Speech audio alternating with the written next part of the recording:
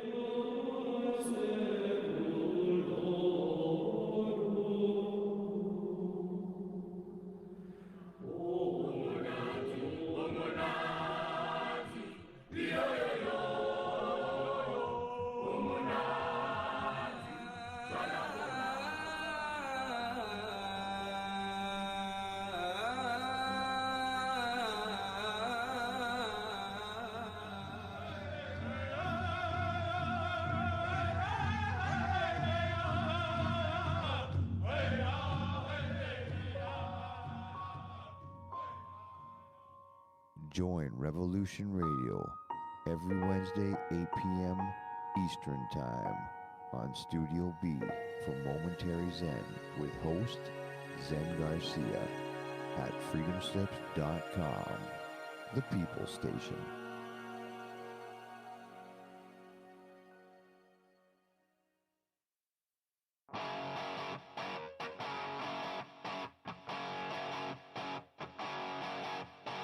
Are you a fan of rock and roll? Does it get your feet tapping and your hands clapping? Then be sure to check out Crypt Rick's Rock and Roll Hour every Friday night, 7 to 8 p.m. Eastern and Standard Time on Studio B right here at revolutionradio.com, where we get down and talk all things rock.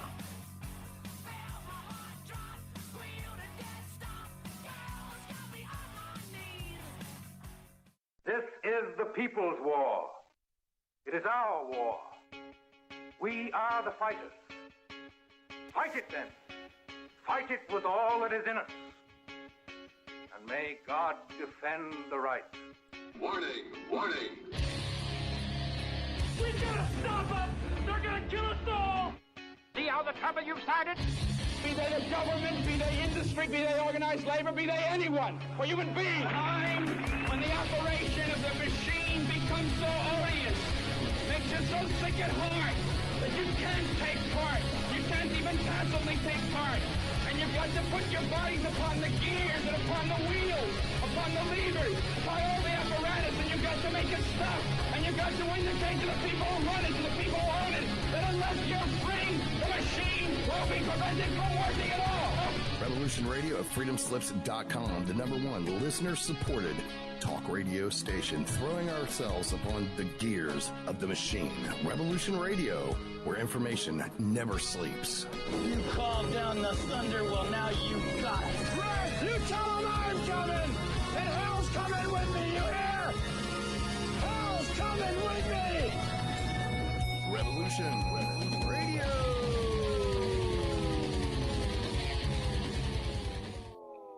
Tune into Revolution Rango. Studio A for Omnium Gatherum, a kaleidoscope of discussion, Thursdays at 4 p.m.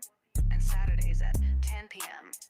only at Revolution Radio.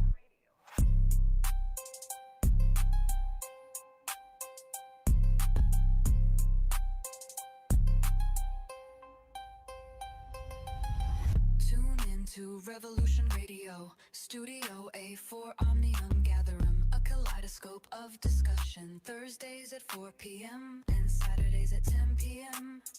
only at Revolution Radio.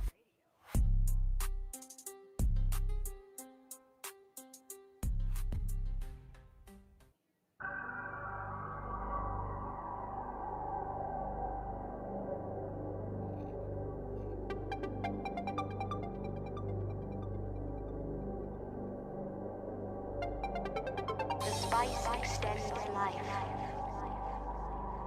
The spice expands consciousness. The spice is vital to space travel.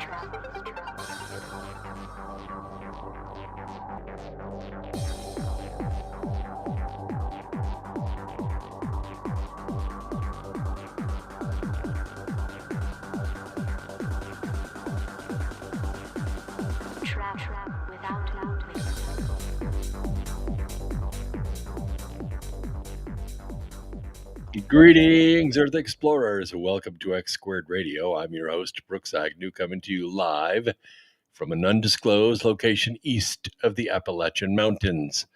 This is where the past meets the future. And in here, the results are always positive.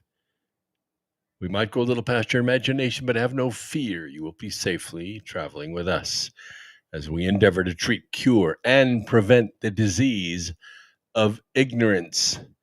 This is the voice of the revolution, and we are streaming to you live with our great friends at Revolution Radio on freedomslips.org, the #1 listener-supported network in the entire country. And we appreciate being part of that family.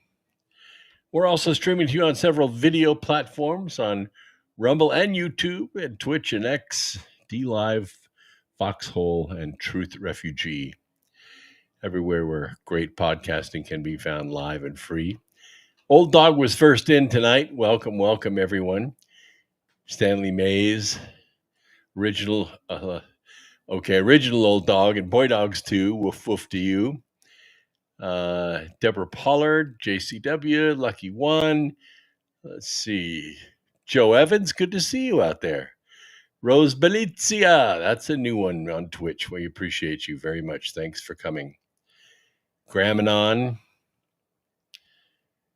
Let's see who else we have here. Been a long day. K.O. Kelly, Big D, 1955. It's a good group. Good group. We got a good start.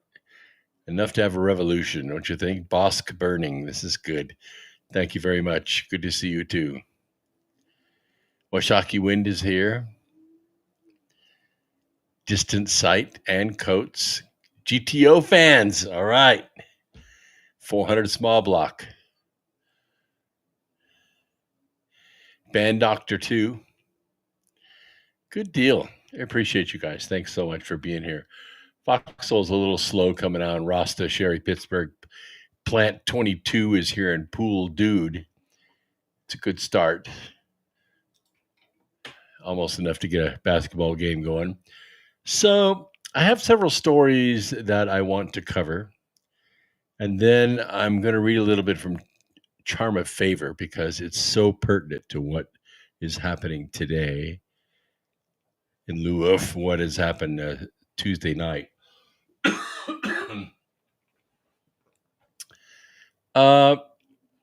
First story has to do with the housing market. I know what everybody sees. I can see what the observation is. But I thought I'd put some numbers to it because the median buyer age of a home increased to 59 years. That's up quite a bit. It's up quite a bit. And the median age of first-time home buyers, this one's really critical, really critical. First-time home buyers increased to 40 years of age. First-time home buyer. I was 23 when I bought my first house. Yeah. And I don't know how many homes I've owned, 22, 23 homes, something like that. But the first-time home buyer gets all kinds of special breaks. There's special help in FHA. It's still 40. The typical age of a repeat buyer also rose to 62. People are staying in their homes longer, fixing them up. First-time home buyers decreased to 21% of the market. 21% of the market. That, by the way, is a 3% drop from last year. Now, you'd say, but Trump's economy is doing great. Why? So why this disparity? Because it marks the lowest age since they started collecting data probably in 1981, right? After the Great Depression, the Great Recession. And historically, it's been about 40%. So in the 1980s, the typical first-time home buyer was in their late 20s. As I said, I was 23. A lot of my friends 24, 25, 28. That's according to a 2025 profile of home buyers and sellers. Then the housing market remains divided between an all-time high of all cash home buyers and an all-time low of first-time home buyers. So you see the difference right there. You have a move-up buyer who is maybe living in Detroit and they own a home for 5 years, which is about the average. They sell the home for enough profit to pay cash for the next home in Kentucky. All cash buyer as opposed to a first-time home buyer. Now, historically low share of first-time home buyers usually indicates one thing. It stands out, and we're seeing it here in North Carolina as well. And that is the real-world consequence of a housing market that doesn't have enough affordable inventory. Well, what's affordable inventory? Well, a person under 40 probably makes less than $200,000 a year. I would say a person under 40 that's not a professional, that is to say a lawyer or a doctor, a person under 40 is probably making somewhere around a household income of 120 to 135 a year, right? There's not a home that is in the $240 to $300,000 range, which used to be way out of range for the affordable house, but you can't find houses any cheaper than that anymore. Houses went from $50 to $80 to $120 to now $200 per square foot. So no affordable inventory. This is a big deal. It's a big deal. So today's first-time home buyers are building less housing wealth, obviously, because they're getting in the game later, and they're getting in the game maxed out. Like they're borrowing as much as they can possibly borrow against the appraised value of that house in order to buy it. So there's no real wealth there. And they're getting 30-year mortgages, which means the first 10, 11 years, they're paying nothing to principal. The only way they're building equity is in the inflation of the value of the house. Very few people understand the principle of making that first house payment, and then 2 weeks later, after you've made your first house payment, 2 weeks later, making your second house payment, which is 50% of the next house payment. And then do that every 2 weeks all year, 50% of the payment every 2 weeks. And of course, what ends up happening is instead of paying 12 payments a year like you would if you were paying it monthly, you make 13 payments, right? So it's an extra $1,500 off the principal each year. But the other thing that you do is you begin to short circuit the rule of 78s. The rule of 78s is the principle by which the lender gets the lion's share of his money, his profit, on the front end of the loan. You think you're making the same payment and chipping away at that equity or chipping away at that principal, but you're not. You're just putting money in the lender's pocket. You're paying maybe $120 a month on your house, and the rest of it goes in his pocket. And then what he does after 5 years or 6 years at the most is he sells that mortgage and takes a service release premium and starts all over again. So he has really no risk, especially with first liens on a piece of property. So 24% of all buyers had children under the age of 18 living at home. That's a very low percentage. It used to be much higher than that. It's down from 27% last year. Yeah, down from 27% last year. Only 24% had kids when they bought a home, first-time home. And by the way, it was 58% of the homes had kids in 1985. So This year, 11% of home buyers had one child, 9% had two, 5% had three or more. 32% of first-time home buyers and 22% of repeat buyers had children under the age of 18. My son just turned 40 in June of this year. He has two kids at home, and he's buying his first house. So he fits this demographic right on the money. 26% of all buyers had no kids under the age of 18 living at home, and that is up from 73%. So you could see the trend. The trend is going in the wrong direction. Here in North Carolina, there's a development not far from where I'm building a new house. In fact, I just got the certificate of occupancy today. It's maybe 8 miles away. And it's a subdivision of about 200 homes, brand new. A whole subdivision of maybe 4 models of homes, brand new. But you can't buy any of these houses. Every single house in the subdivision is for rent.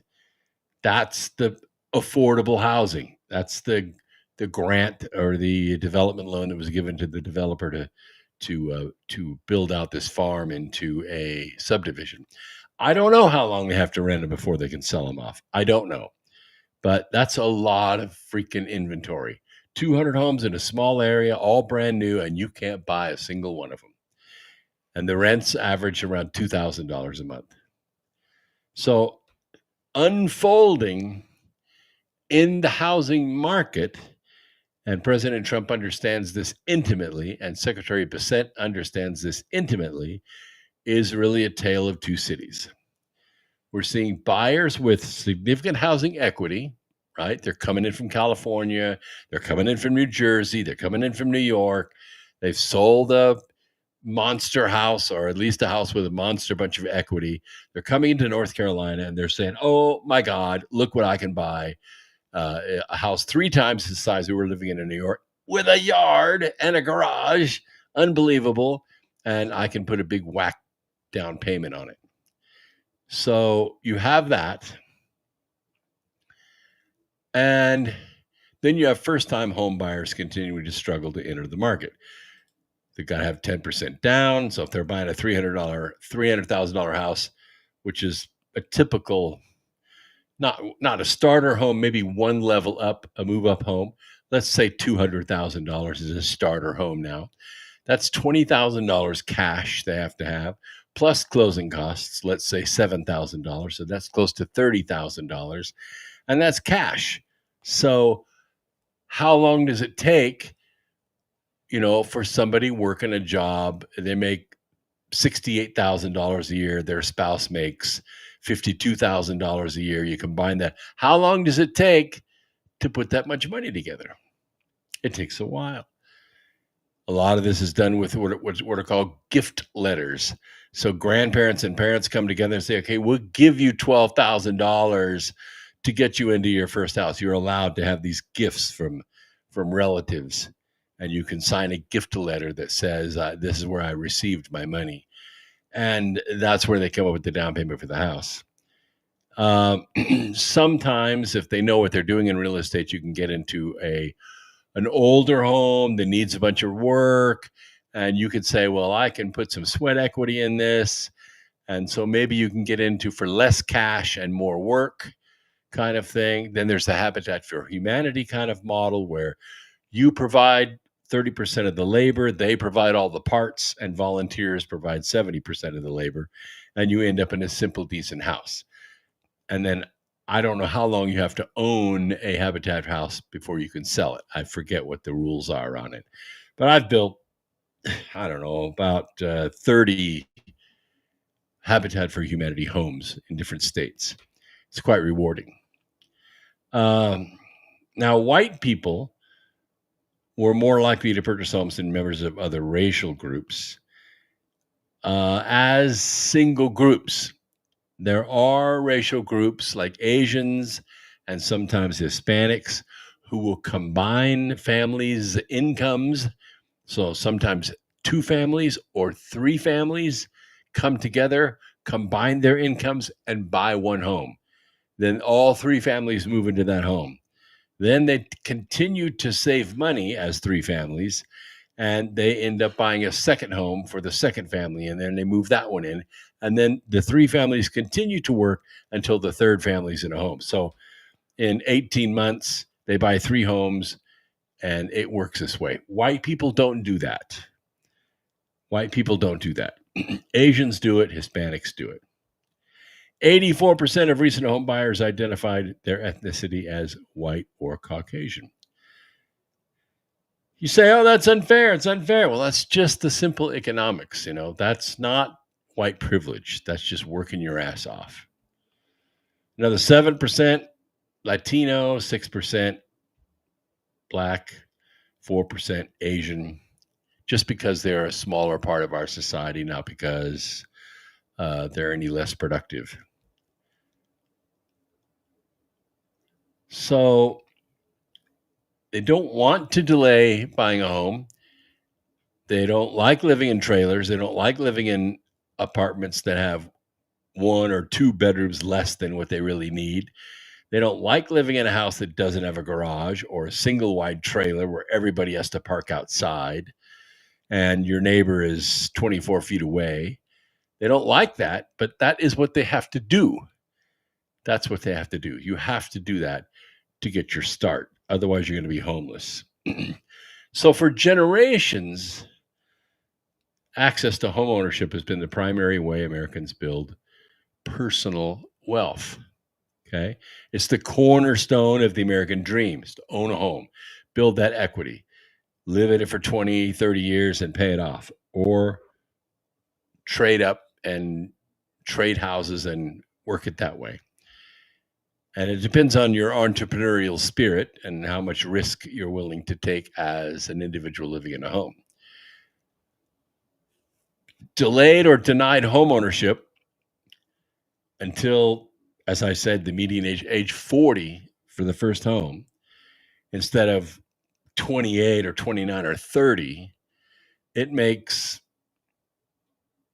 a huge difference, about $150,000 difference in equity on a typical starter home. And $150,000 between two homes is a big deal. The cheaper house is older, it's smaller, it has lower ceilings, it's a crappier piece of property on a hill or no garage or maybe a carport. And the $150,000 more gets you a bigger house, gets you a little bit of yard, maybe a garage, maybe a two-car garage. And it depends on how far out of town you're willing to live as to the size of that house. And that inventory is hard to find. And raw land is hard to find. We shopped for 16, 17 months, pretty much every single weekend. Zillow, Realtor, all those places for land to buy, to build on. And everything was either sloped like this or had a big hill in the middle or had drainage problems or was right on a busy highway or way out in the middle of nowhere and had no electricity. Yeah, everything had to be shipped to it. There were a lot of disadvantages.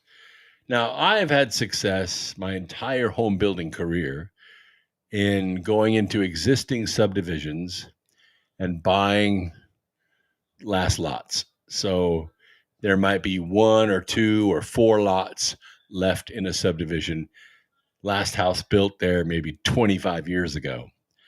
So these are not the premium lots. You have to design a special house to fit on the lots. But you can get a great deal on those pieces of property. And depending on your skill at laying things out, whether you're going to have a crawl space or a walkout basement or a slab, designing a house to fit that piece of property to actually be something that's worth, having. I have a talent for it. I've been able to do it. That's what we do with this last house. It was the last lot in the subdivision. It was been there for 22 years. Nobody wanted it. It was landlocked except for one easement into it, about 274 feet long. I kind of considered it a private drive. So we built a house in there, pushed a bunch of dirt around and had to split the house and the garage up between two structures and connect them with a breezeway, but we got it done. So today, now, if you don't have that talent, you don't have the ability to buy something when you find it cash, you got to focus on policies that address the root cause of that affordability crisis. And that is a lot harder than what it looks, because inadequate housing supply means it doesn't matter how much you shop. If you're trying to stay in an area because this is where your mom and dad live, or this is where your brothers live, or this is close to work, or I don't want to have to drive 12 miles to work. I want to drive 4 miles to work or 5 miles to work. These are things that govern where you're going to build. I mean, I had a friend who needed to move up in a house a long time. He had 4 kids and he was just being run out of his own house. But he would not move. He didn't want to relocate. He didn't want to take a job in another town. He didn't want to go where the money was. And he struggled. He struggled for 20 years. And lots of people do that. They put these constraints on themselves, and then they can't move. You can't just pick up and go to Alabama. You can't just pick up and go to Arkansas. You can't just take a job in Virginia or Mississippi and go where the money is. Some people do. Some people, leave Utah, for instance. Utah is a big Mormon society. People graduate from college. They can't find a decent job in Utah. Forget about that. The wage scale is very depressed in Utah. I'll cover that in a second. So they leave. They go out to Kentucky. They go out to Tennessee. They go out to North Carolina. They get a job. They work 10, 12, 15 years, buy a nice house, save up some money. And what is their goal? Their goal is to move back to Utah. Well, in order to do that, you got to be able to sell that house for enough money to buy cash what you want to live in Utah, because homes are very expensive in Utah and wages are very low in Utah. So you put those two things together and now you have a discriminating economic that favors members of the church going back to Utah and buying a house cash, because they're going to buy a $350,000 house. They're going to pay $220,000 down on it, or maybe the whole thing down on it. And then they're going to take a job at the university or at a local small business, and they're going to make 70% of what they were making out in North Carolina, but they can afford to do it because their house payment is so low.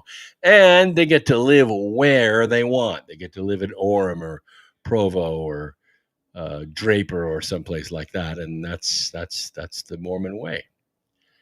Anyway, we need solutions. First of all, that encourage more owners to sell. Of course, that doesn't always work either, because some people live in a house, they bought it in, let's say, 98 for $125,000, or let's say $175,000, and now it's worth $425,000. So they think, oh, wow, I could sell the house for $425,000 and I could put $250,000 in my pocket. Yes, you can. But the next move now is you got to go buy another house. But the move-up house from the house that you're in is now $500,000. So you're right back to $250,000 in debt. You're right back to having a $2,000 a month house payment with taxes and insurance. Nobody wants to do that, so they just stay where they are. And that discourages people from selling, and it hurts the market. That solution, not so easy to figure out. Not so easy to figure out. We have to revitalize these underused properties. And sort of that's being done. You have groups of investors, sometimes small, sometimes sizable, who come into a downtown area of a small town, let's say Newton or Lincolnton or something like that. And the downtown area is long time depressed. They built a mall out of town, and everybody moved out there. They built a high school 10 miles out of town, and everybody goes out there, right? Kids and families and all that stuff. And they leave the downtown area behind, and the real estate becomes depressed. So investors come in and buy that depressed real estate, turn it into condos, old hardware stores, warehouses, carpet stores, service centers, buy those and turn them into condos. And they're beautiful, they're awesome, but they're also priced out of the market for the people who originally lived there. Now you have a whole new class of people that move into, say, North Davidson, or move into these areas that were typically depressed, only now they're all jazzed up because somebody went in and spent a bunch of money and condoed the thing out. So, yes, you can revitalize these underused properties, but when that happens, you create a different economic, and you drive the demographic that was living in those properties out. You just drive them out, and no one really cares where they go. The other thing that can hurt is zoning and permitting and things like that. Now, most counties are, pretty forgiving. You got R1, R2, R4, which is your residential and multifamily. You have small commercial properties and things like that. The zoning is pretty flexible. You can't just go into an old Sears and say, okay, I have this 200,000 square foot building that used to sell appliances and tools, and I want to turn it into residential. I want to put 20 apartments in there. That's very difficult to do. Very difficult to get that through zoning. Anyway, these are common sense reforms that could be done to help these more depressed areas. The other thing that reduces the inventory, you go into these areas they're not big cities, they're outlying areas from metros, and the housing density is not that high. You might have 5 houses for every quarter mile or something like that, or 2 houses per mile. There's a lot of open land in between. Nice land, grassy land, no one's farming it. Maybe the people that own it don't even live in the state anymore. It's very difficult to go in there because Lord knows I have tried. Go in there, there's a 25-acre parcel. Some old guy with diabetes and has 1 foot left owns it. And you don't want to buy all 25 acres. You want to buy 2 and build a house on the street that you want to live on. And they won't sell. This is a very, very big problem in the industry. That's why you have these vast areas where, Microsoft is going in, or NVIDIA is going in, or some factory complex built by Trivium is going in, and they're going to build out 110 acres of new condo type manufacturing facilities. But there's no place to live, right? There's no place to live. So what is happening, smart areas like here in Concord, yes, they're building the condos, 40,000 to 80,000 square foot condos for factories. But right in the same complex, pretty close in, they're also building apartments, pretty nice high-end apartments. Now, of course, the mental idea is the people that work in these factories are going to live in those apartments, right? It's like a 15-minute city kind of idea. Is it working? No, it isn't really working. It isn't really working because the people that get those jobs, those companies that hire 30 people or maybe 45 people, those 30 or 45 people don't have the money to rent those apartments. They're not being paid enough to do that. Apartments are maybe start at $1,200 a month and go to $2,500 a month. They're not making enough money to do that. So they still live in their single wide trailer 6 miles away, and they come to work at that factory. So the 15-minute city idea doesn't really take off. There has to be some kind of creative model where somebody who's creating jobs can also say, and we have housing available. And we used to call that the company store, right? You work in the coal mine and you rent a house from the coal mine and you never get it paid off. And you work in the coal mine till you die, kind of thing. But it can be done with the right mindset, and you're not going to sit there and take a bunch of money out of the community. It can be done. Is it being done? We shall see. There have to be governmental incentives to make something like that happen. The issue, of course, is we have to get the first-time home buyers down from 40 back down to 28 or 26, because that starts the whole equity cycle much earlier in the life cycle, and it creates a model where society can do well. All right, let's talk about the Mam Danny myth. I think you saw it, right? Mam Danny's victory in New York. It's a big political milestone, but it's also, I told you so, right? Because the 34-year-old Democratic Socialist, son of an Ivy League intellectual and celebrated filmmaker, now governs America's capitalist capital. That's kind of ironic, don't you think? He rose on promises to freeze rents, tax white people, tax the rich, make buses free, a populist symphony that thrilled young progressives and sent Wall Street into cardiac arrest. Yet, he was very vague about it. Used words like affordability and, constructs and things like that. And he was very charismatic, very calm, very smiling about it, right? And beneath the chants of like equality and power to the people, there was this tone that we heard because we have experience and we know what it sounds like. The revolution's new face was raised in the very privilege he vows to dismantle. He goes to make his speech, and his voice changes. Instead of the warm and smiling, inviting tone that, he was talking about, and free ice cream for everybody, that kind of tone, it was something else. It was frightening to hear. You got to see the Sharia coming out in his voice. Now, he's born in Uganda. He's educated in elite Manhattan schools. He's never held a job in his life.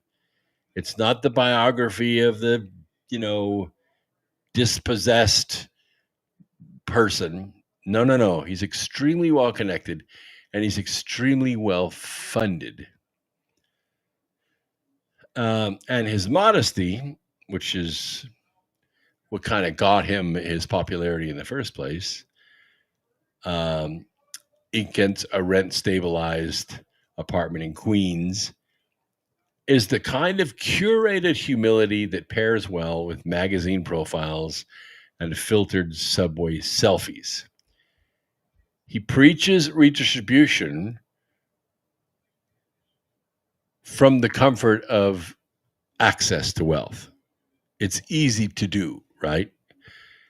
He's railing against the landlords, but he's also pocketing $260,000 a year as mayor and holding land worth up to $250,000 in Uganda. And for a man who claims to despise hierarchy, he has done very well climbing its rungs himself without having to work very hard. He cosplays as the revolutionary outsider, but he's actually living like an insider whose only hardship really in life is choosing between, oat and almond milk. Hard decision to make, I guess, for some people.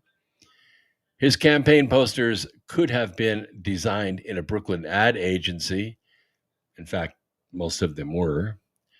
His rhetoric, abolish inequality, end corporate greed, and the construct of criminality. And these are things that, anyone in the artsy fartsy community is going to recognize right off, because it doesn't really affect them. They're not really part of that.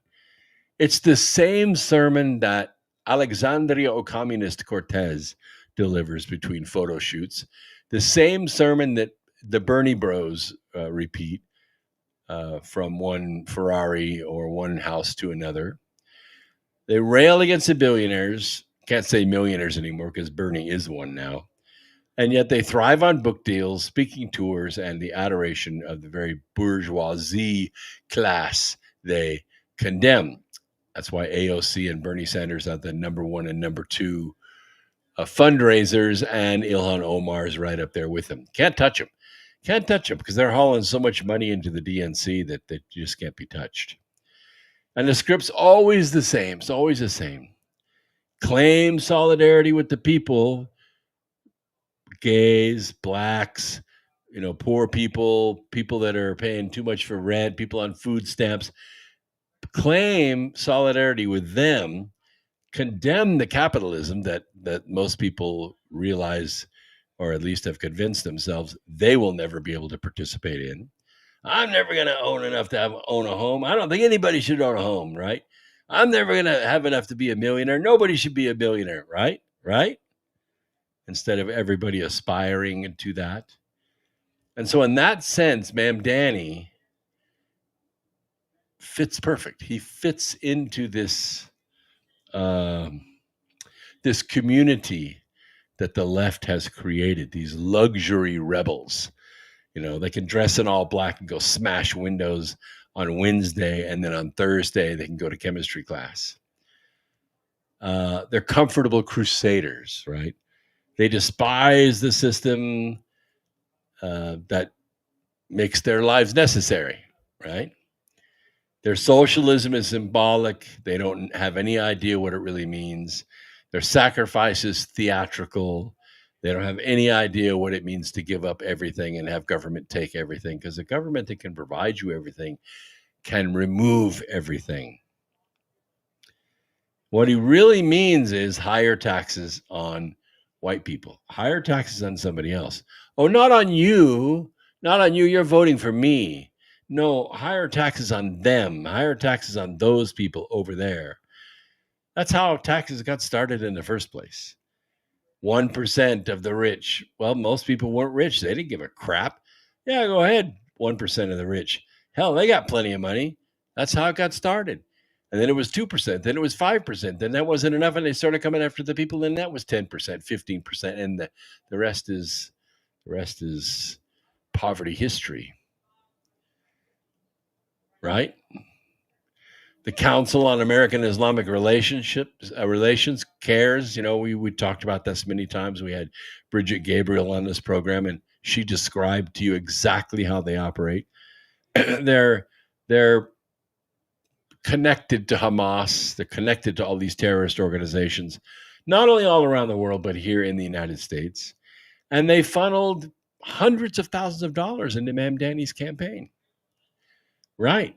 And politics has always been synonymous with, dirty money, right? We never did like it. But Ma'am Danny promised cleaner tides. Now what we're finding out is 90% of his campaign was paid for by Open Society, George Soros, and many other anti-American foreign sources, which is a violation of campaign finance law. Now, the man who preached purity sales on funds muddled by extremism, a crusader crowned by the cash he claimed to condemn. And if you contrast that with Donald Trump, who is really the reason that Ma'am Danny rose to power in the first place, because these people loathe Donald Trump because he doesn't allow them to have the lifestyle that they want. They want to live well on someone else. And Donald Trump is saying, no. We got to have self-reliance and self-responsibility. They say Trump flaunts his wealth the way Ma'am Danny hides his. One built towers bearing his name, the other builds narratives about tearing the towers down. It's kind of scary to think about Trump Tower being torn down by someone like Mamdani. And yet Trump, for all his excess, at least he's honest about it, right? At least he's honest about it. You can't fault him for being honest. What you voted for is exactly what you get. And even his vulgarity is, transparent, right? He uses it, but not profusely. His greed is sincere. He talks about bringing in $17 trillion worth of wealth into the United States. Is it greedy? Maybe, but it is sincere.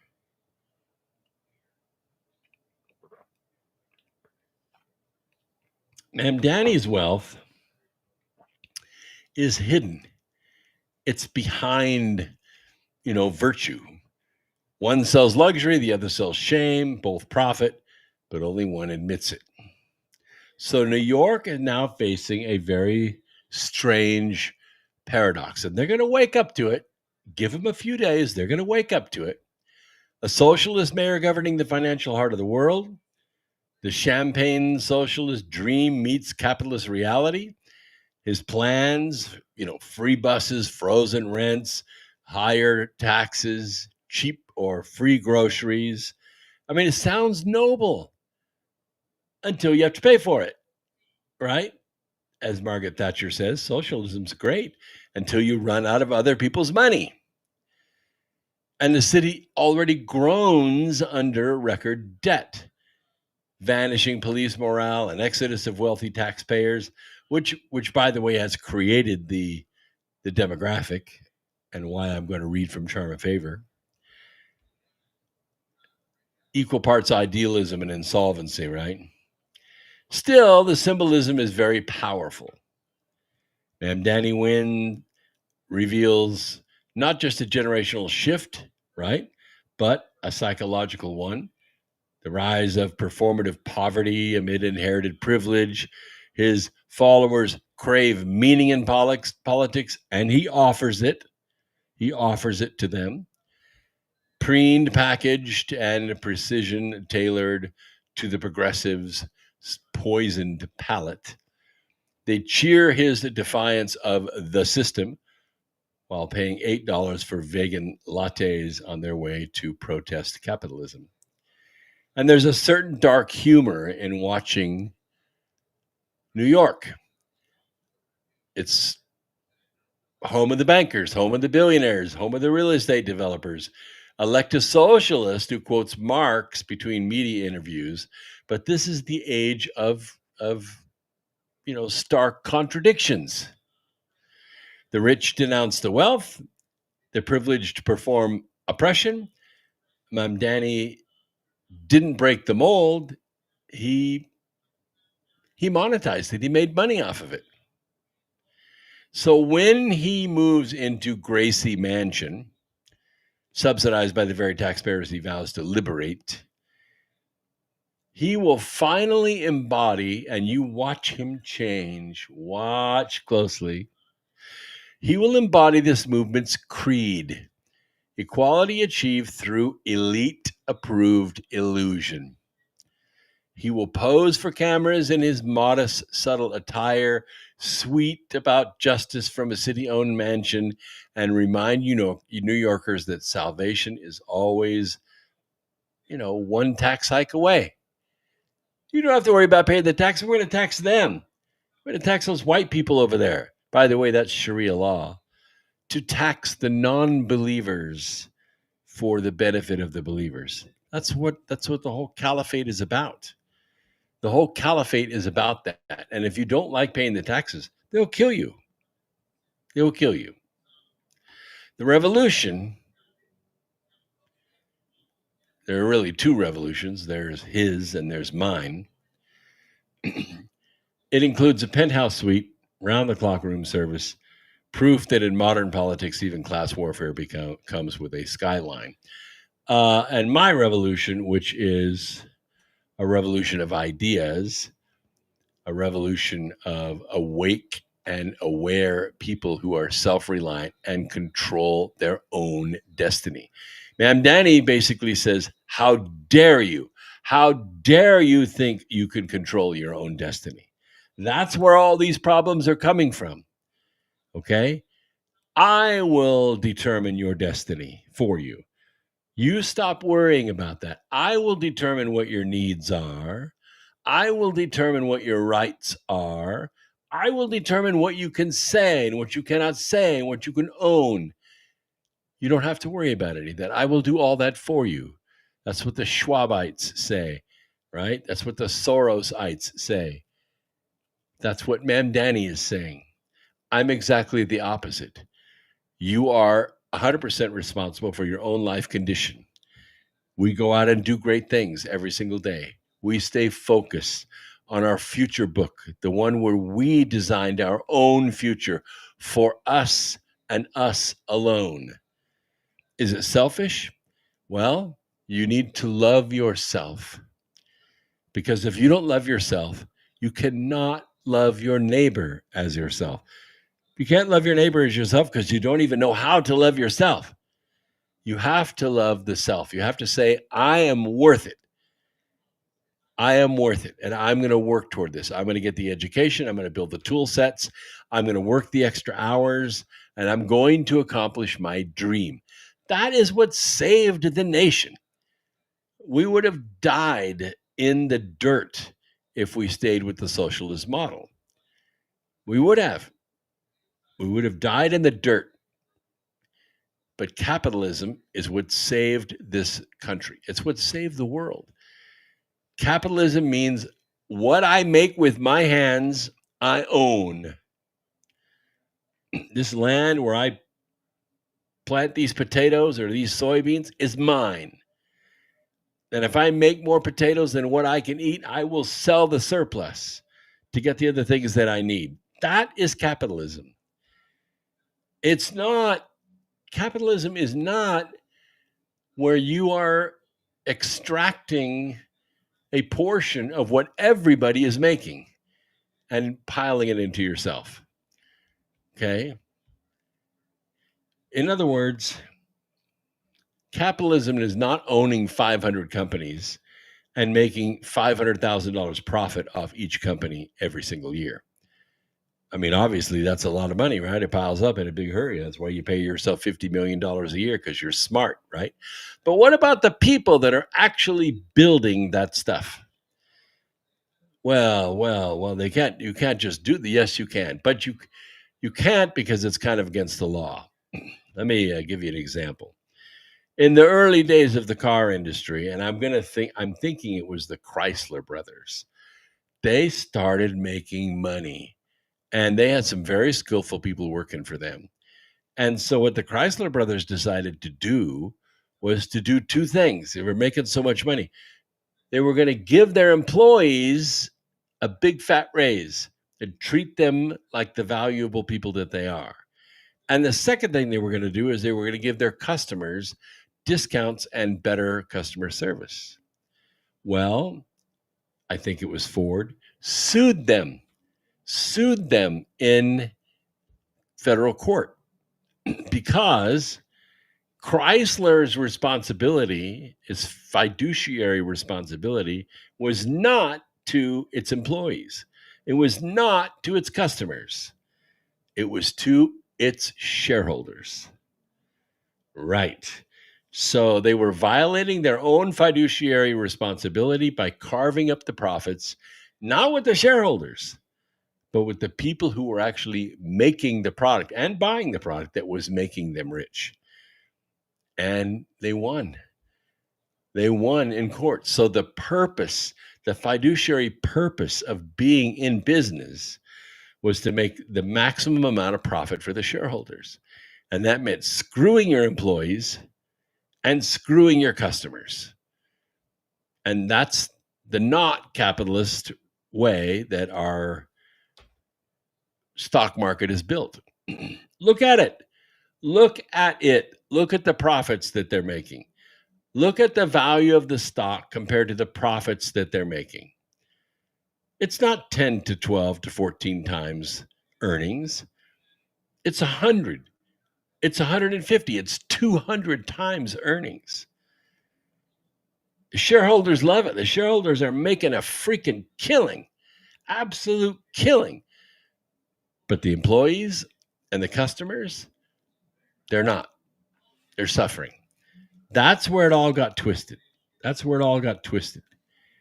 And that's why guys like Ma'am Danny can dig a foot in and get a foothold.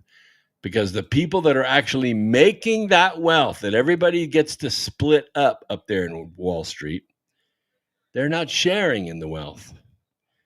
And they want to. And they think it's right that they should. They have skills, baby. And Ma'am Danny is telling them a story. If you elect me, I'll make sure you get your share. And obviously that's not going to happen.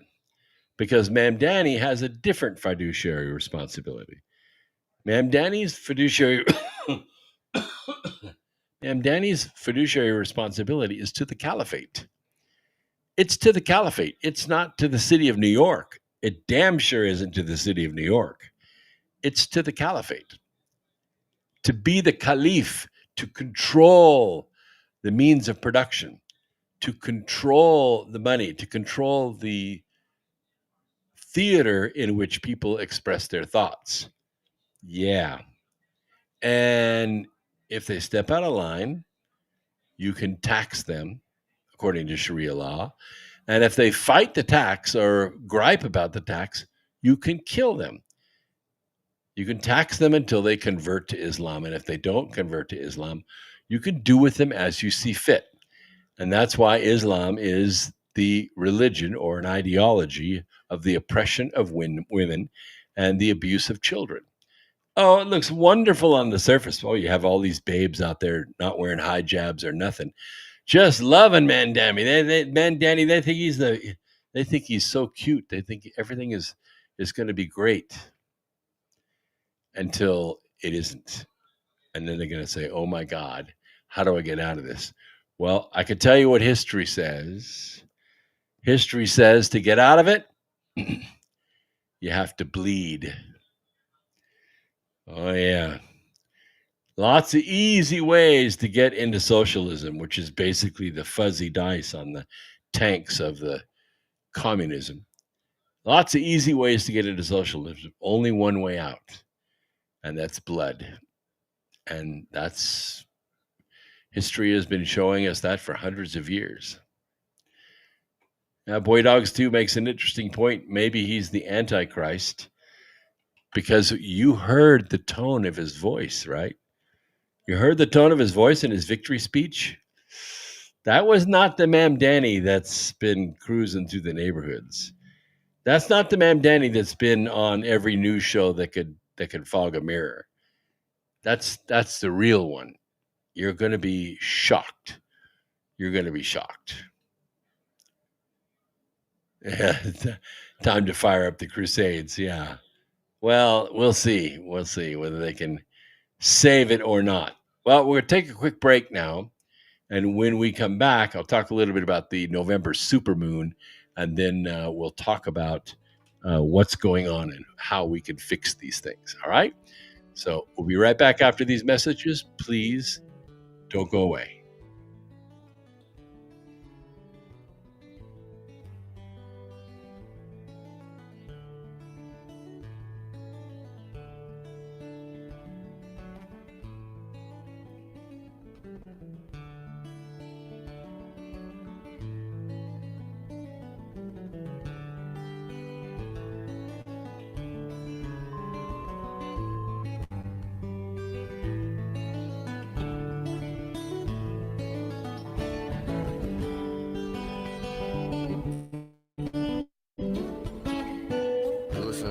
Radio at freedomslips.com, and we'll be right back after this message.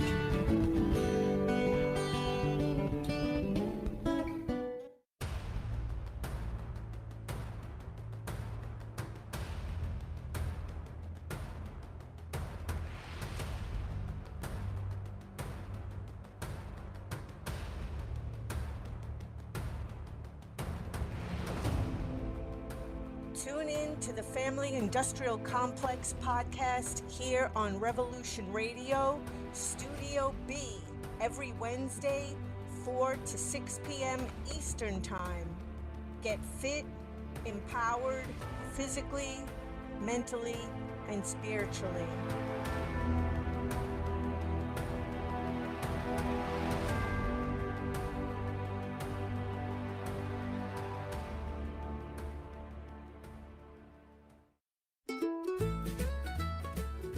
The rooster has crowed out the opening bars of a new day.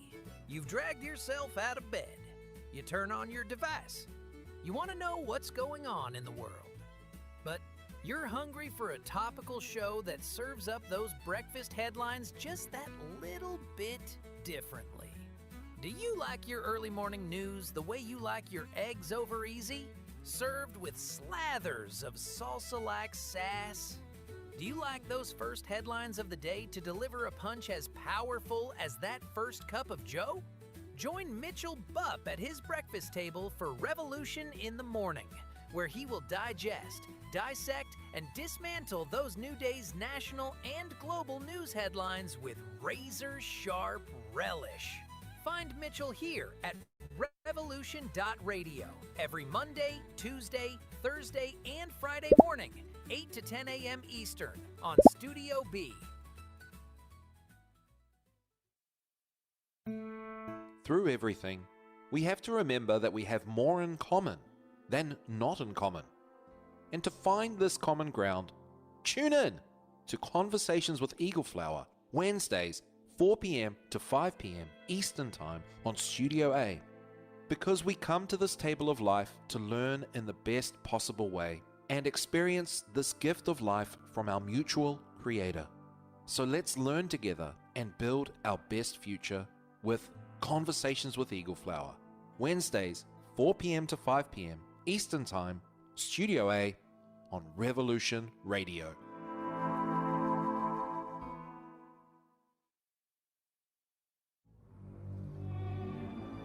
I will defend myself against their tyranny. Number 3 is my radio broadcast. I'm squarely in front of the public all the time, and they all know what's going on. For we are opposed around the world by a monolithic and ruthless conspiracy that relies primarily on covert means for expanding its sphere of influence.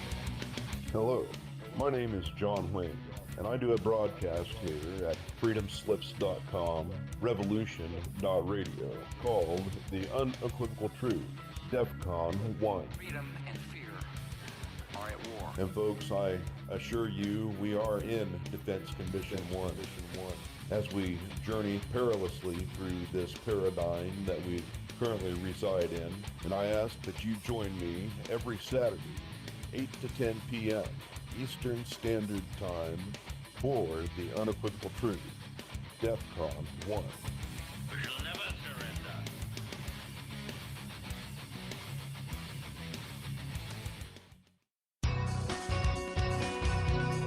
Thank you for listening to Revolution Radio at freedomslips.com. Any commercial advertising you may hear in this program is of the sole discretion and benefit of the host of whose program you are listening to. Revolution Radio does not endorse any commercial products, nor does it accept monetary compensation for on-air advertising of commercial products, nor will it ever. We are and shall remain 100% listener supported. Any product advertising on this program are considered used at buyer risk, and Revolution Radio shall not be held liable for any claims or damages received from any product advertised within this program. Revolution Radio, where information never sleeps.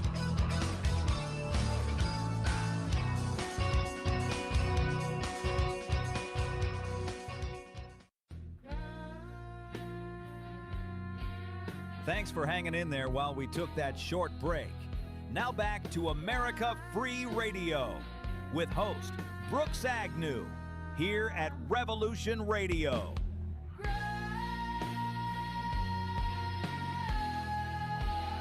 Oh, fantastic.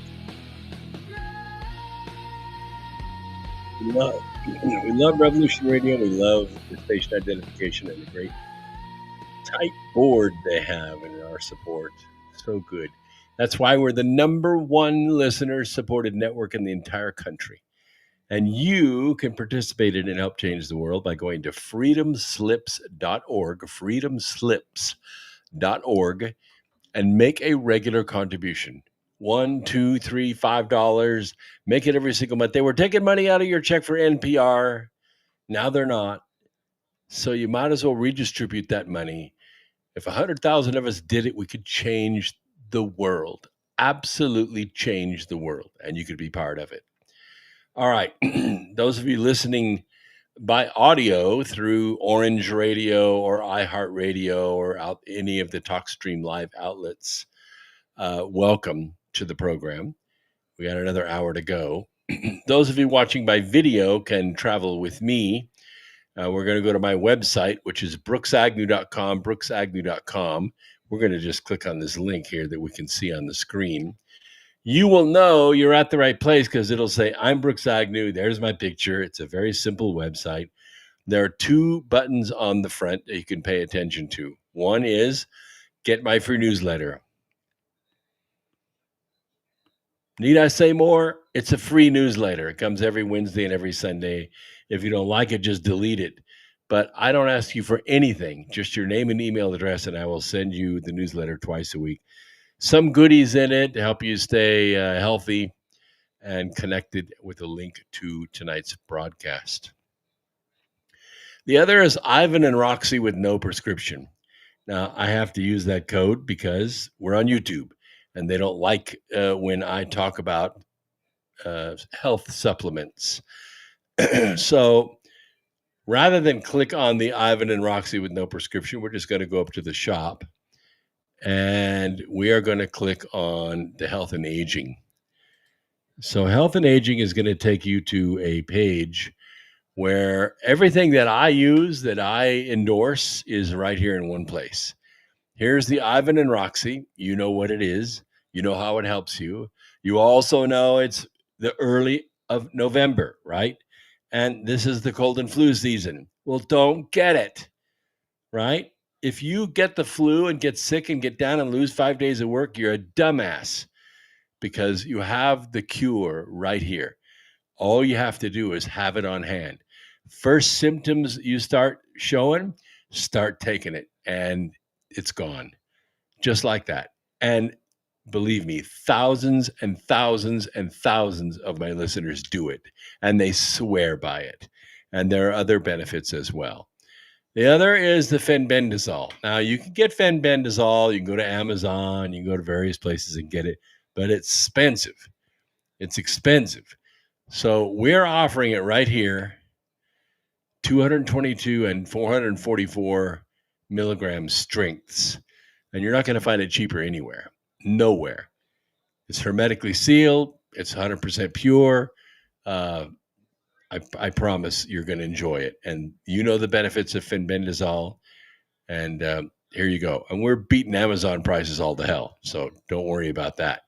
True Niagen, which is liposomal NAD, which is a molecule all human bodies need. It energizes your mitochondria. It reverses aging. It makes you feel great, keeps your mind sharp, and pushes back the clock. Everybody knows about it. There are a bunch of people out there selling different versions of it, but True Niagen is the best. It's the best. It's what I've been doing since 2018, and I virtually haven't aged a day. Insulus, in fact, I have mine right here. Insulus for those people that have what is called insulin resistance. That is to say your A1C numbers climb up to 2.0 or 3.0 or whatever. This is the stuff that keeps it down below 2.0. Just saying, 5 drops under the tongue a couple times a day, and your body responds to it. This is the stuff, Insulus. I do it every single day. And you can too. Don't forget to put the discount code Brooks in there, and you will get an extra discount on your way out. Fluoride-free toothpaste. Not many of you buy this. I don't care. I use it. I don't want to put fluoride in my mouth. So I got rid of my Crest and my Colgate and my Aquafresh, and I just used this. And I haven't put fluoride in my mouth in at least 5 years. Quit turning your pineal gland into a piece of concrete and go with the Himalaya toothpaste. It does a great job. Keeps your teeth white and no fluoride. And don't forget about the Blue Boost. Some people are using this to give them that laser focus so they can stay on those reports, get those things done, go to work, whatever. And this will do it without turning your tongue blue. Yes, it will still turn your pee green, but that means it's working. All right, let's get back to it because we got stuff we have to talk about. By the way, thanks for all the comments in the chat room. Some people showed up late to talk to Dave. I don't know how we get by without you, honestly. It's good to have you out there. I really appreciate you. And, of course, K.O. Kelly. And I don't know, Rose Belizzi, if there's going to be food riots or not. I went to Walmart because I go to the pharmacy there. And guess what they had outside? They had the portable police tower sitting right outside the Walmart. Yeah, it ain't going to happen. Walmart's going to take whatever precautions it has to keep itself from being looted. Just saying. Just saying. By the way, if you go outside and look up, you will see the November supermoon, and it is the baddest moon of the supermoons for 2025. Earth, moon, and the sun align to fully illuminate the lunar hemisphere that faces our planet. Satellite will be closer to Earth than at any other full phase of the year. It's huge. It's amazing. You should go out with a pair of binoculars. You can see the roads and highways. And I'm kidding, but you can really see the detail. It's very cool. All right, so we were talking about the election in New York and the disbelief that most people have. How the hell did this happen?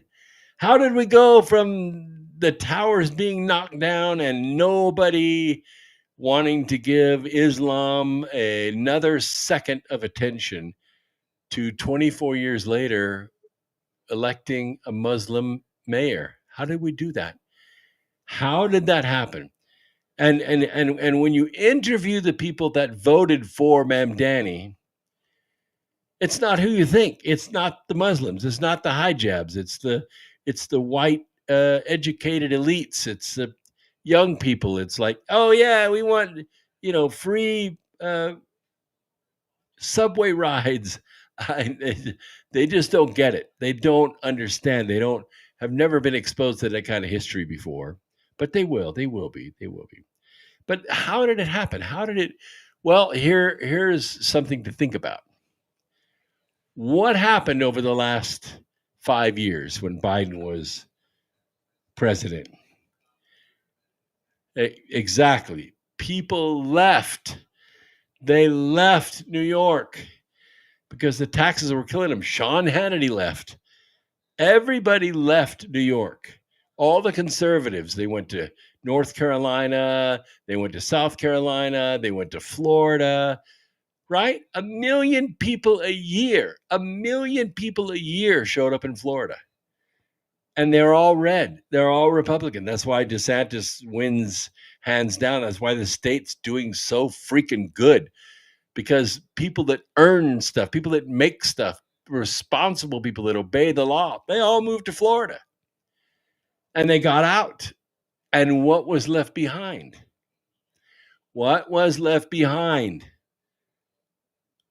All the people that voted for Mamdani. That's why it happened. And guess what? It's going to happen everywhere.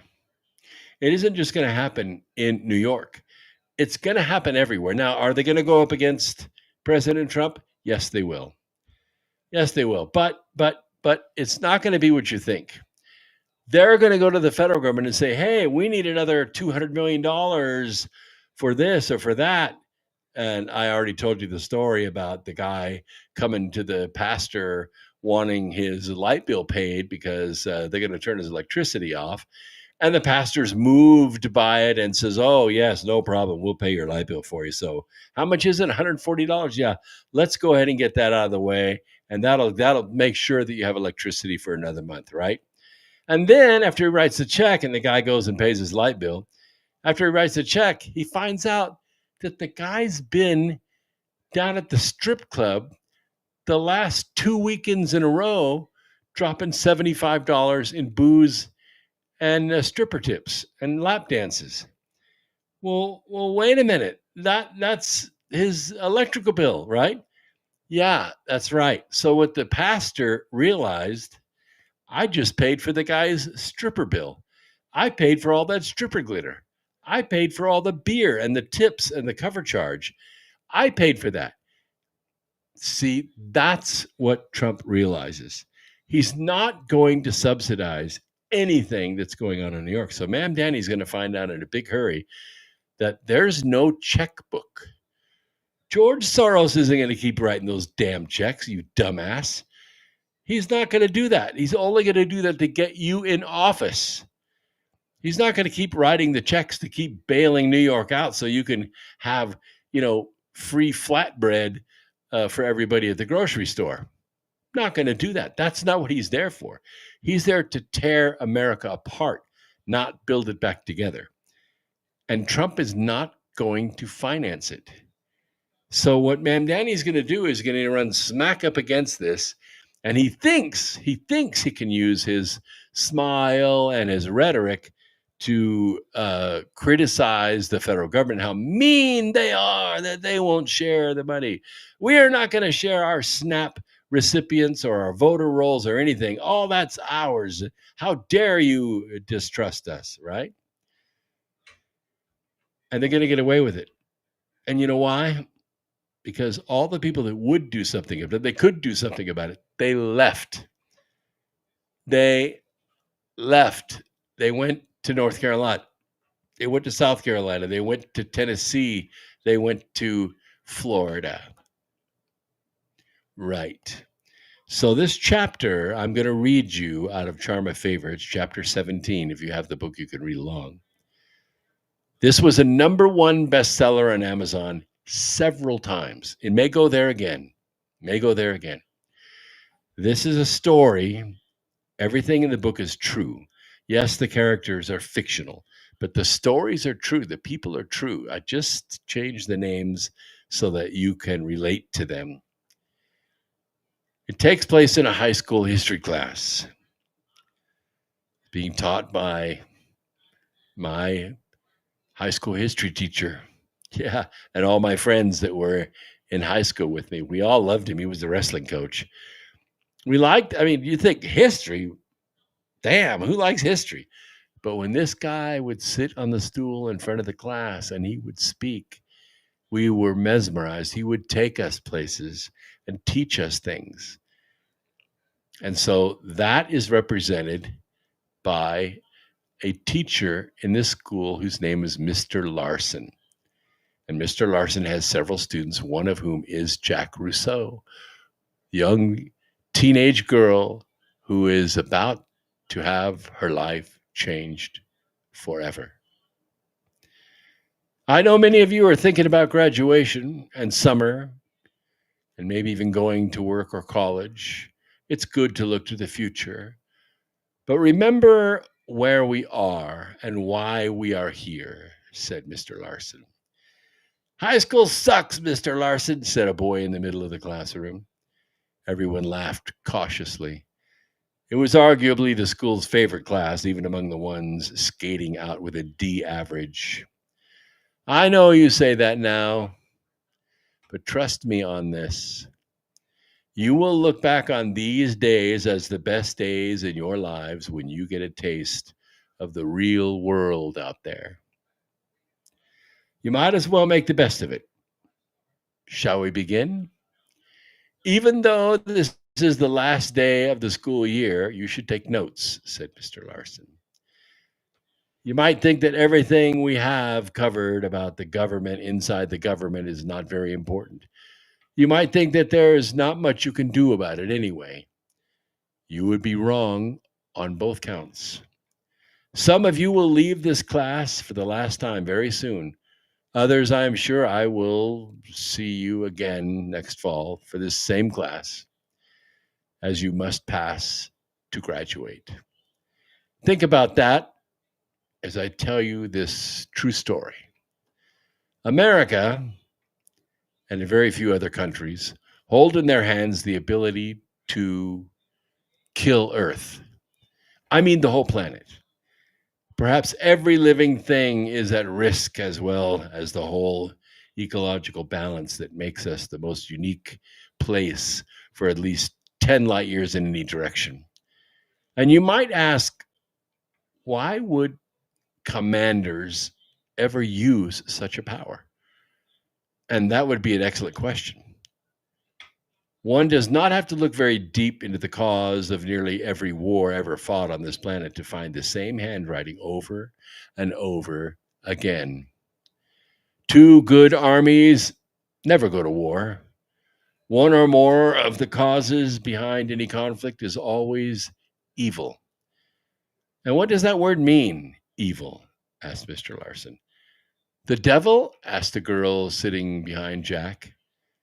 Anyone else? He asked. They're always the bad guys, like Hitler, said another boy. Evil has an author, that much is true. But it is unnatural to most people. They don't practice evil because it doesn't feel good. Do any of you like to see a child cry when they're hurt? Do you like to hear an animal in pain, or believe that anything you like that belongs to someone else should be yours just for the taking? Why do you think 22 American veterans take their own life every day? Asked Mr. Larson, looking around the room to see the faces of the students. Evil is not a religion or even a special club you join. It is juxtaposed and yet thrives on another concept that is rarely understood, that of glory. Do any of you know what glory is? Asked Mr. Larson. It's in songs like Glory Hallelujah, said the same boy. It's not an easy thing to describe, but consider it something of value in the universe. Gods and demons want it from you worse than anything, and they will kill billions to get it. In fact, it can be argued that without it, they are both eventually powerless. I would posit that, in fact, glory is the currency of true power in the universe. And this would include planet Earth. When charismatic leaders ride their ponies up and down the ranks of men, they can and have convinced millions upon millions of humans to freely glorify them. And when they get this glory, they gallop into the history books with grand and terrible words written all around their names, said Mr. Larson as he slid off his tall stool at the front of the class and pulled down a map over the whiteboard. It can be effectively argued that every color of kingdom you see here on this map was demarcated as a result of one of these charismatics ordering the slaughter of the defenseless colors beneath it. From the armies of Islam to those of the British Empire and the various borders of Europe, Africa, and even those of North and South America, were all established by acts of war. It has been this way from the beginning of recorded history. And who's to say that there have not been other histories before those in your textbook that have been burned and lost from other wars behind other ponies long forgotten? Perhaps in those days of forgotten history, as now, the weapons of war were escalated on both sides, supplied, as it were, by the same designers to both armies, until they became so powerful that they ended all civilization. Those histories are lost. But this one is not yet. You intelligent, beautiful people are the ones who have the opportunity to take humankind on a different path. Take a good look at the colors on this map of the world, for they will not look this way in 20 years. This blue over here won't be there. This nation will be gone. These states over here will be washed away. And these geographies over there will also be obsolete. Under each one of these colors are classrooms, just like this one, filled with young people just like you.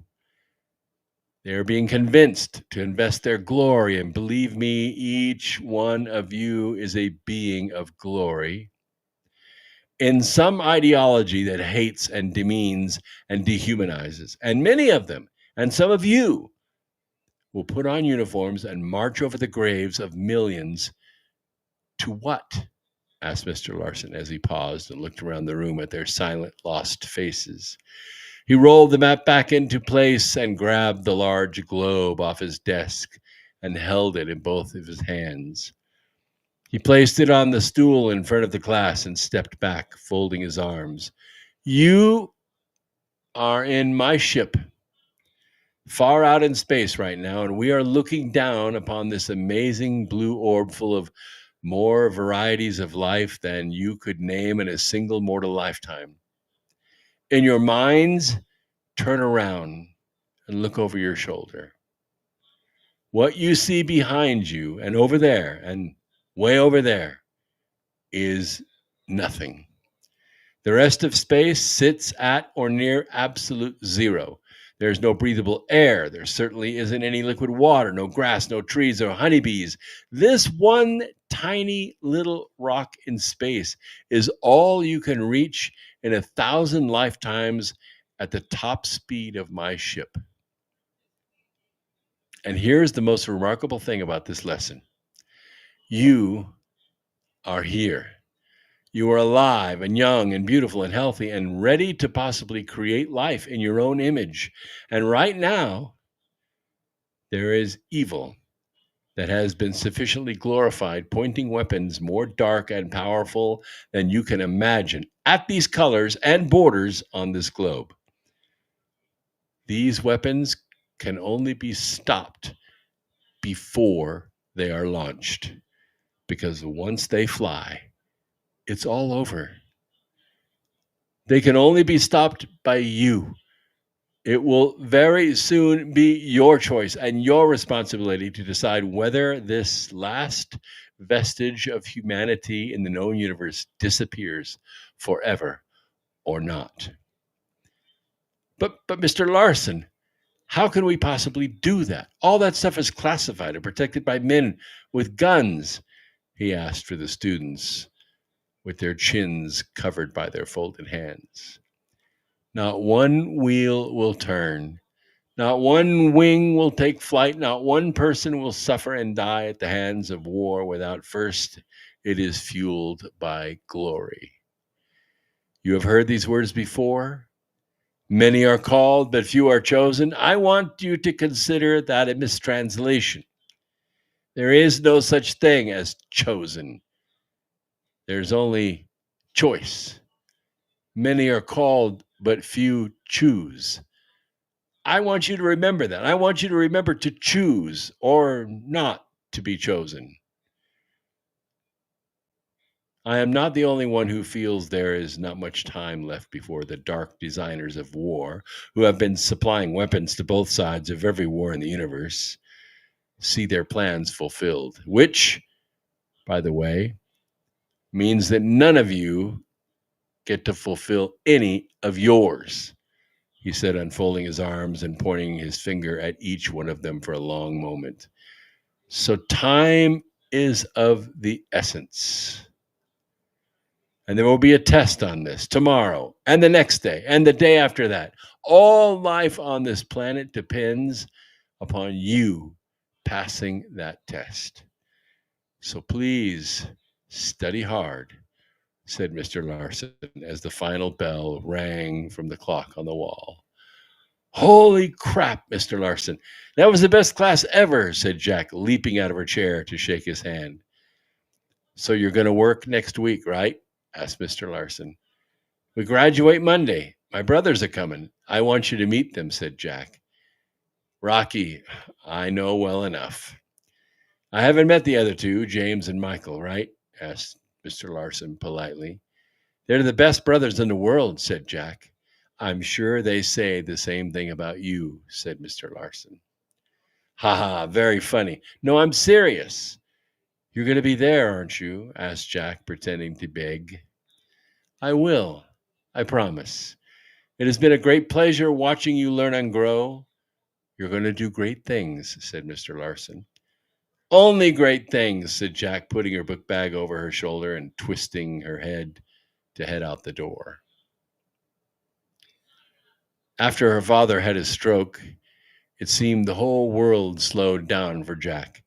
The household sound changed without his loud and confident laugh and his brilliant little solutions to almost every challenge. She felt like high school would never end. But then the last day arrived in just a few moments, and she wondered if she had paused enough to look around. She walked slowly to the book return tables set up in the gym. Each class had a table, and the books were being checked and stacked in boxes for the next class coming along in the fall. The teachers and staff were happy and talking back and forth as dozens of people moved from table to table, turning their books in and checking their names. There were yearbooks opened here and there as friends stopped and scribbled notes and drew hearts and icons on pages where they might have a picture. Jack was only on one page. She focused on her classes, but she was distracted away from the clubs and teams that filled the yearbook with different photos and lists. Her brothers had their days, but by the time she walked onto the field, the band was getting on the bus, and the stands were cold and empty. She realized how light her book bag was without the high school in her life anymore. Like a fish from a farm released into the sea, she hovered around the bucket for a few minutes. The water was slightly different. It was cooler, saltier, maybe a little large. The thought of General Banks and the strange Mr. Connor jumped into her mind as her phone vibrated in her pocket. She pulled it and thumbed the screen to answer. Hey, Jimmy, what's up? She asked. I'm still coming to your graduation, but things have gotten a whole lot more weird since a month ago, said James. Like zombie apocalypse weird? Asked Jack. No, like revolution weird. My guys are not involved, but the FBI is across the street with trucks. It appears somebody at the DOJ has grown a set and is raiding one of the Hillary's parlors, said James. So, bad people should go to jail. Why is that so bad? Asked Jack, making the turn outside the gym to head for home. Yeah, well, here's the deal. Boeing, Google, General Electric, Cisco, Microsoft, and many of the richest donors in the Clinton crime syndicate invested more than $1 billion in the Sokolovo Tech Park outside Moscow.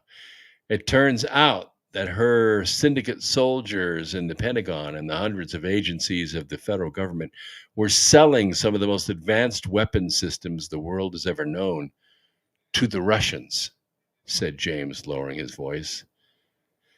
So that's what they were talking about, said Jack, walking briskly to the corner to cross the 5-lane in front of the school, her mind racing with the exercise. They who? Oh, never mind. Don't tell me over the phone.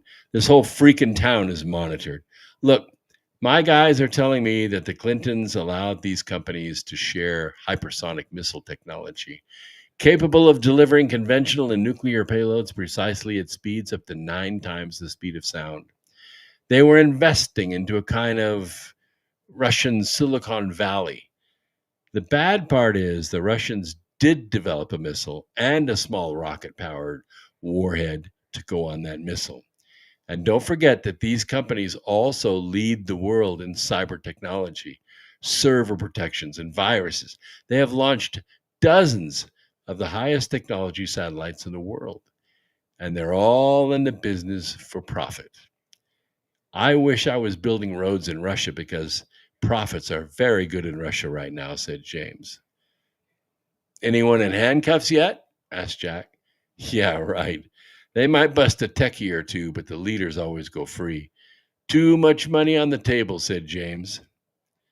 You mean too much money in the pocket, said Jack sarcastically. So listen, Jackie, I'm driving down on Monday, but I have to go right after the graduation. We have a budget that's due, and if we don't use it, we lose it. So you know how Washington works, said James. I understand. At least we will all be together for a day. You better get out of here. You didn't see nothing. You don't know nothing, said Jack with a Brooklyn accent. Exactly. Okay, sis, have a good weekend. See you Monday, said James, and the phone went quiet. She slowed down at the corner to look back at the high school one more time. It looked like a lazy fire drill with all the people in the parking lot. Cars lined up in different huddles here and there across the lawn. It was over before it started. The thought of college appeared and splashed into foam under a crushing wave of images from the Pentagon. First things first, she told herself as she made the corner to head for home. Within a few blocks, she passed Meridian Park and made the turn north. Most of the neighborhoods had been turned into apartments because of the value of real estate, and the few houses in the area didn't usually have driveways. A few of the houses had built single-car garages, added on later, and then converted those into shops, apartments, and even man caves. It was a high-rent district unless you had lived there for a few decades. The taxes were high, but having no mortgage was the only way a working family could afford to live this close to the major organs of the body politic. She chuckled to herself as she walked past a Maserati and then a Chevy pickup truck. She turned up her driveway and walked to the back door at the kitchen. The door squeaked as she raised her voice a little bit. Mom, I'm home, said Jack. The house was quiet, except for a low television in the small living room. Unless they had been remodeled like some television makeovers, houses on the street didn't have family rooms. There was a front room that, depending on the furniture, was the dining room, game room, and everything that wasn't a bedroom or kitchen. The master bedroom was on the ground floor, and the two other bedrooms were upstairs with a bathroom in between them. She shared a bedroom with Mike until James moved out. Rocky left for Annapolis, and Mike had his room, and she had hers. That was when her memory really started to become clear. Everything before the age of 12 poked out from behind songs and smells stuck here and there in her head. She went upstairs, dropped her book bag into the closet, and slipped her shoes off. The hardwood floors told her mother she was not lying down. Jackie, would you load up the scooter? Your father and I are going to the mall, said her mother up the stairs. Sure thing, Mom. And she slipped her sneakers on and shuffled down the stairs. She went out to the garage that, strangely enough, was still a garage, and opened the door. She unplugged the red scooter and turned the key to see all the green LED lights come on. She sat down and pressed the thumb switch to make it quietly roll down the drive to the back of their SUV.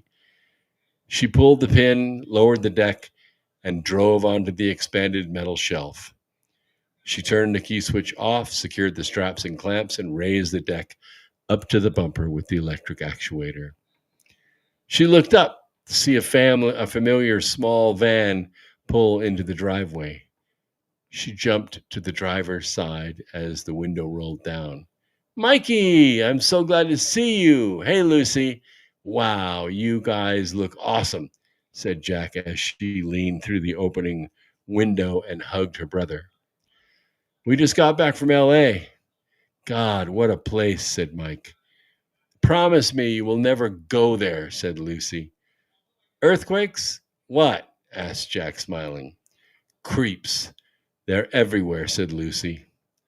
Well, I'm going to work in the Pentagon next week. So far, I think those people are pretty straight. Besides, I got family there to protect me if I can't kick them out of their shoes, said Jack, spinning around and with a flying kick into the air. Oh, that hurts just watching it, said Mike, turning off the engine and sliding out of the front seat. Damn right, said Jack. Tell Mom you're here. I'll tell Mom you're here. Do you need any help with anything? Nope, just us. Have us, said Mike. I think they were heading to the mall.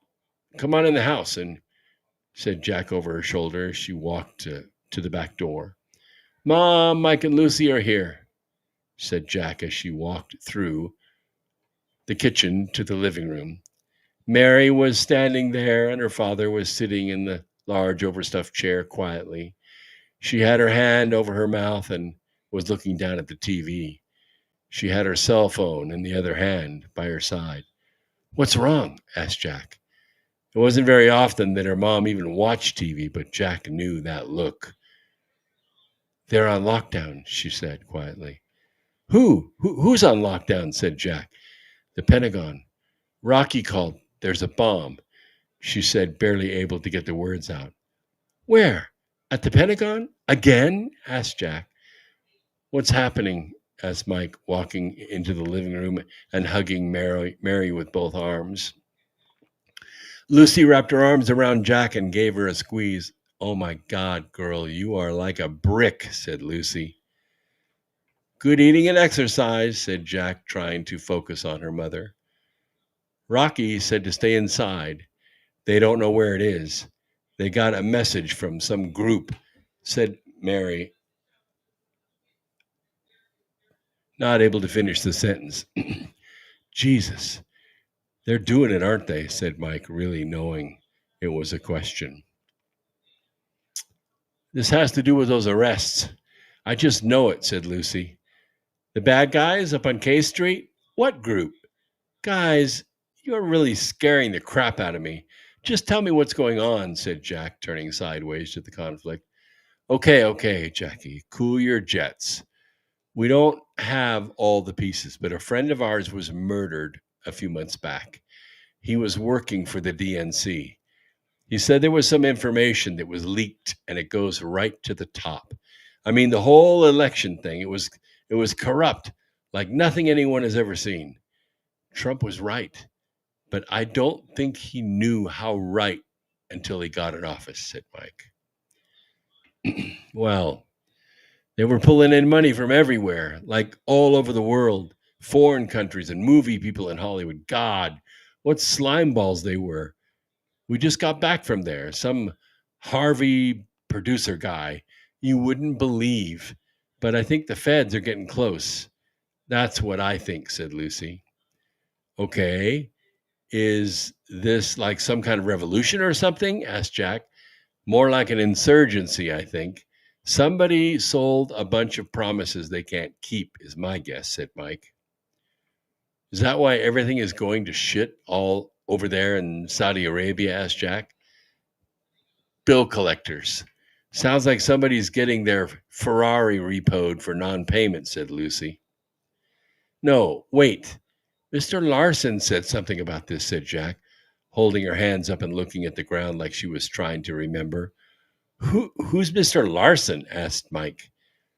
That's Jackie's history teacher. He's been teaching history at the high school, said Mary, finally able to compose herself. Mr. Knorr knows him. Anyway, he said that there is a ruling class of elites who want to take over the world, and they thought they had it done. But Trump came along, and nothing they tried could stop him. So they're pissed, like big time. He's been undoing all the stuff they built up over there over the last 40 years, and they don't like it one bit, said Jack, almost swinging her fist in the air. Mr. Knorr? Asked Mike.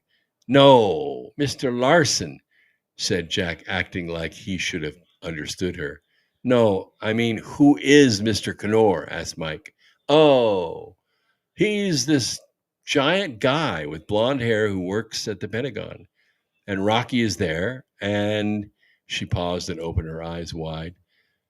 That's okay, Jackie. You don't have to say any more. I got the picture. You hear that? Said Mike, speaking a little louder and looking around the room.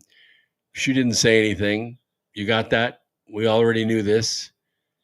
You think our house is bugged? You watch too many movies, said Jack. They hear everything. I was shopping one day by myself and I walked by this cute pair of shoes. I didn't pick them up. I didn't say boo to anyone. I get home, open up my Facebook, and boom, there's an ad for those shoes on my timeline. I about shit, said Lucy. Really? You didn't tell me that, said Mike. Because you're such a conspiracy nut, said Lucy. Look, Seth is dead. And Jackie is going to work at the Pentagon. And some maniac is out there with a bomb. And you're saying I'm the conspiracy nut? Asked Mike. I'm just saying. This could all be a bunch of coincidences, said Lucy. Anyway, Rocky says to stay put for now. Don't get caught up on the expressway. Does anyone want coffee? Asked Mary nervously. I'll help you, said Lucy as she extended her hand for Mary to follow her to the kitchen.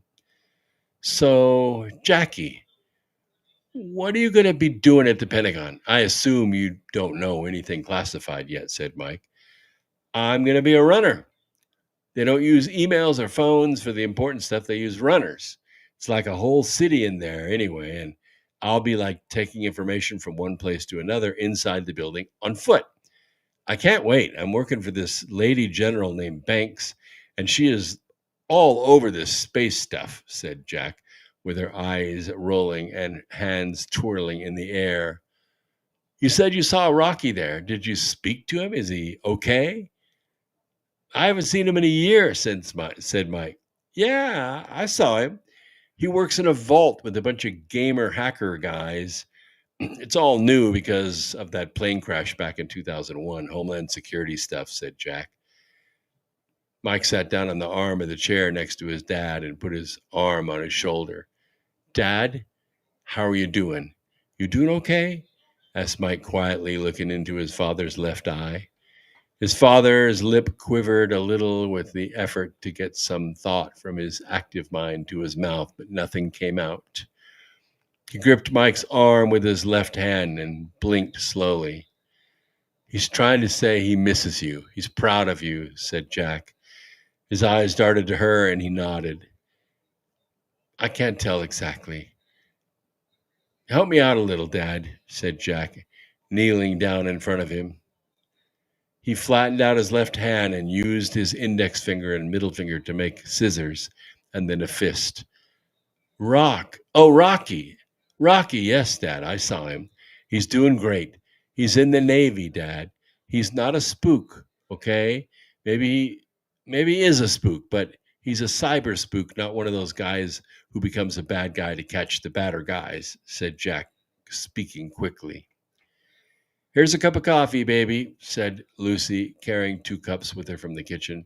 Oh, thanks. I love your coffee, said Mike, carefully taking a sip from the mug. Oh, my God, I just thought of something, said Jack, rising quickly to her feet. What? Asked Mike. Graduation, said Jack with both hands in front of her like she was being passed a basketball. Jesus, Jack, you scared the crap out of me, said Mike. Well, I hate to bring this up all the way back to my little world and wild horses and all that, but a bomb threat kind of ruins the party, you know what I mean? Asked Jack, almost in tears. Yeah, well, what if it's not a threat? Do you really think Rocky would say anything if it wasn't credible? Asked Mike. Look, it all comes back to what Mr. Larson said. There is this little evil group that wants to rule the world. Trump is flipping over the card tables and raiding the bootleggers. He said they would crash the entire world to beat him. So what does that even mean, crash the world? Asked Jack. Sounds like your history teacher is no ordinary teacher, said Mike. Oh, he's not, said Mary, gently blowing on her coffee mug while she stood next to Lucy. I think he's talking about the Depression. The way I understand it, the global economic powers of the day had just shut off the money supply, and boom, the bank closed, people went broke. Anyone in debt was wiped out.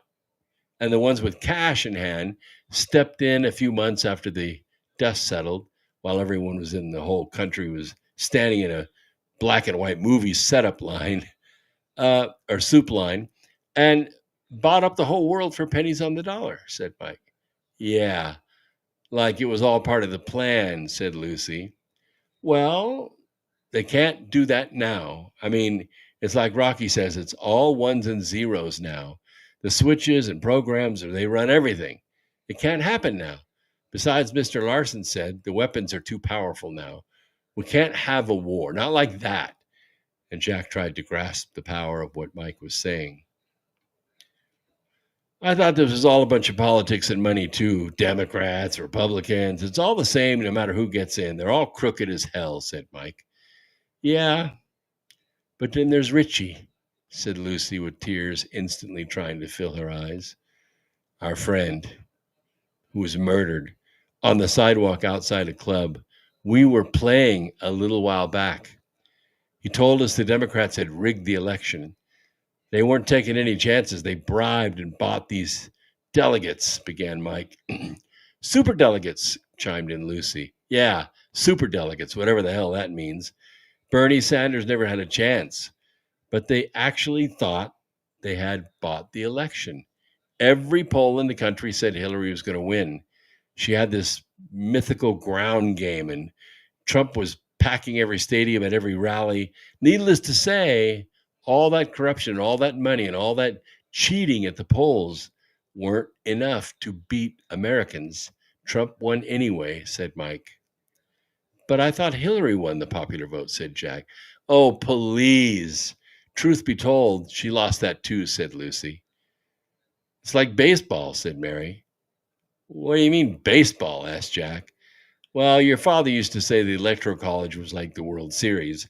In 1960, the Yankees scored a total of 55 runs in 7 games, compared to the Pirates' 27 runs. But the Pirates won 4 games to 3, which won the World Series. He said that if it wasn't for the founding fathers figuring out how to make it so a group of smaller states could match one large state, we would have become socialists a long time ago, said Mary. You mean like only LA, New York, and Miami would ever see a campaign speech, right? Asked Jack. I think that's where the whole I'm with her thing went wrong, said Lucy. Anyway, we've been on both coasts in the last week, and I can tell you that their influence is everywhere, said Mike. So are you saying that these sore losers would blow up the country to regain control? Asked Jack. These guys wanted a surveillance state. They knew we would never go for it, so they blew up New York. Hell, we cheered for the National Defense Authorization Act. We carried 14 new intelligence agencies into Washington on our shoulders while waving the flag. Now we can't move without them being able to use everything we said or everything we did against us in a court of law, said Mike. The bomb. What about the bomb? Asked Jack. I don't know. I wouldn't put it past them. They blame their own riots on Trump, like he made them mad, so it's his fault. I think they would blame Trump if this kook is really out there, like Rocky says. I haven't heard anything on the news, said Mike. Fair is fair. He blamed Kid Bush for not keeping us safe, said Lucy. We're not talking about a few thousand people here, and we bounce back in a couple of weeks. If they detonate even a small explosive, it's going to be enriched with fear. That's what they want. An enemy 50 times larger than life and invisible.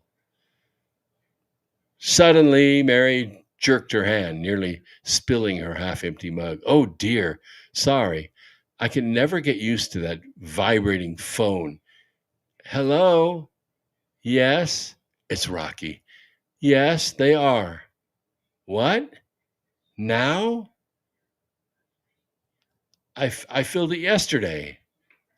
Okay, we're on our way, said Mary as he touched the phone with her little finger while holding her mug. Let me guess. We're going to the Pentagon, said Jack. He wants us all to go. He said he can't be compromised. Jimmy's on his way too. What do I wear? Asked Mary, putting her mug down and sitting on the arm of the chair next to her silent husband.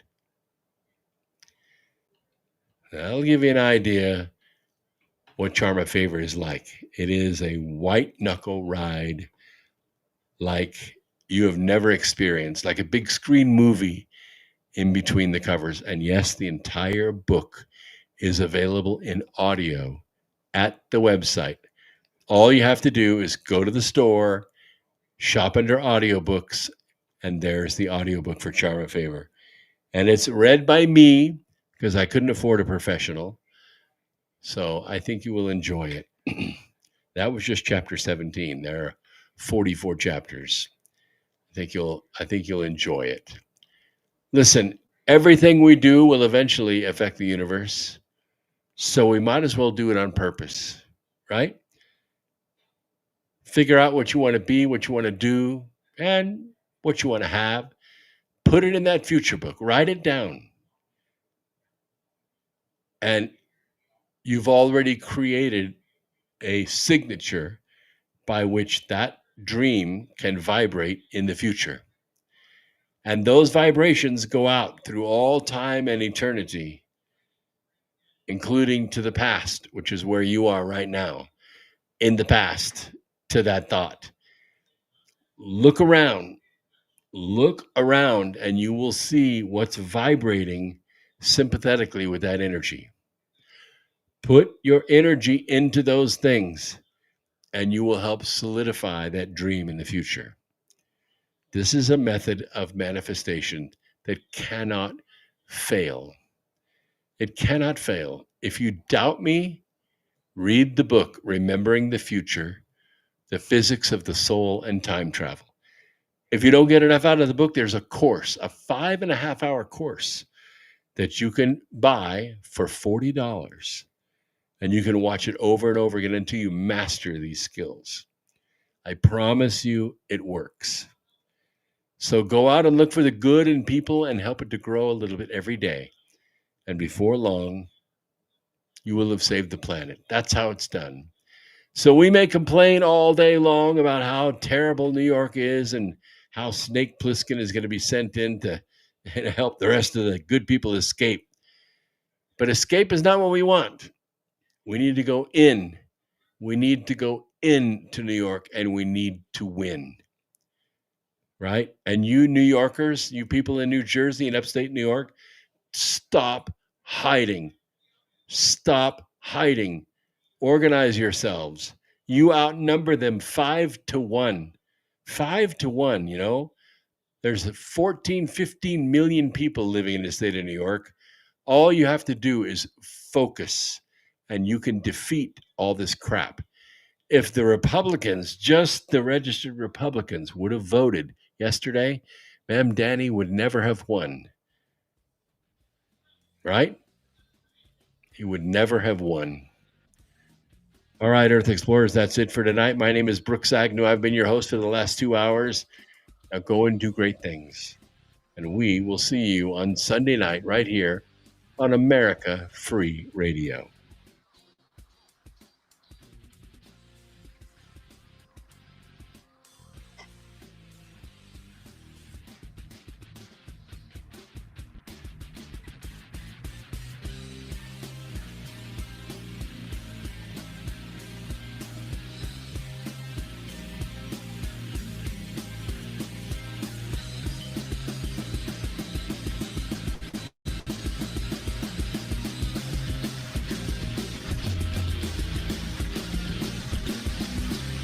Thank you for listening to Revolution Radio.